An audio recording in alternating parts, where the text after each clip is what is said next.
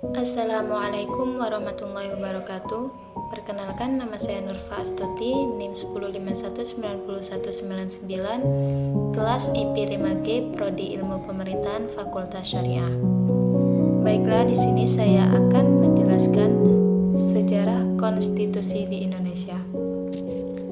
Para pendiri Negara Kesatuan Republik Indonesia telah sepakat untuk menyusun sebuah undang-undang dasar sebagai konstitusi tertulis dengan segala arti dan fungsinya.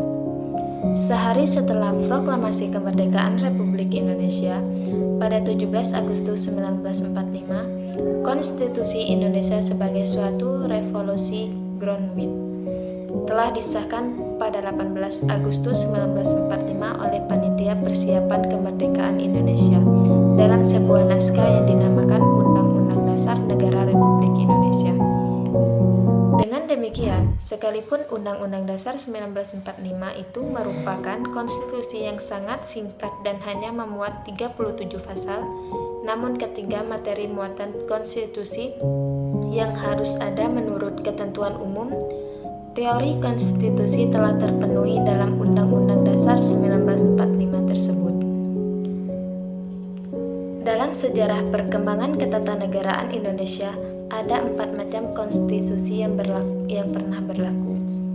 Yang pertama, periode 18 Agustus 1945 sampai 27 Desember 1949. Penetapan Undang-Undang Dasar 1945 pada tanggal 18 Agustus 1945, rancangan undang-undang disahkan oleh PPKI sebagai Undang-Undang Dasar Republik Indonesia.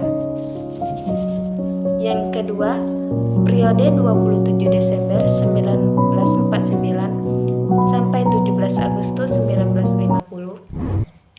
Penetapan Konstitusi Indonesia Serikat Undang-Undang terjadi karena Belanda ingin menguasai Indonesia kembali. Maka terjadilah agresi Belanda I pada tahun 1947 dan agresi kedua pada tahun 1948. Dan ini mengakibatkan diadakan KMB yang melahirkan Negara Republik Indonesia Serikat, sehingga UUD yang seharusnya berlaku untuk seluruh negara Indonesia hanya berlaku untuk Negara Republik Indonesia Serikat saja.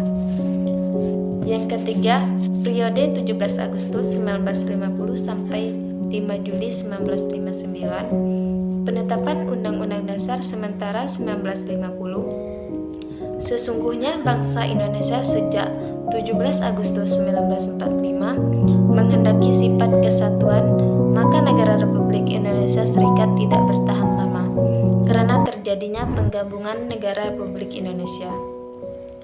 Periode yang keempat, periode 5 Juli 1959 sampai sekarang, penetapan berlakunya kembalinya Undang-Undang Dasar 1945 dengan Dekrit Presiden 5 Juli 1959 berlaku kembali.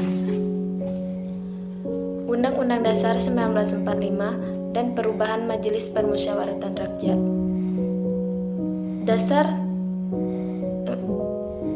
Majelis Permusyawaratan Rakyat Dasar 1945 dan perubahan Majelis Permusyawaratan Rakyat sementara Orde Lama pada masa 1959 sampai 1965 menjadi di Majelis Permusyawaratan Rakyat sementara Orde Baru. Perubahan itu dilakukan karena Majelis Permusyawaratan Rakyat sementara Orde Lama dianggap kurang mencerminkan pelaksanaan Undang-Undang Dasar 1945 secara murni dan konsekuen. Mungkin cukup sekian penjelasan sejarah konstitusi di Indonesia dari saya. Lebih dan kurangnya saya mohon maaf dan saya akhiri. Wassalamualaikum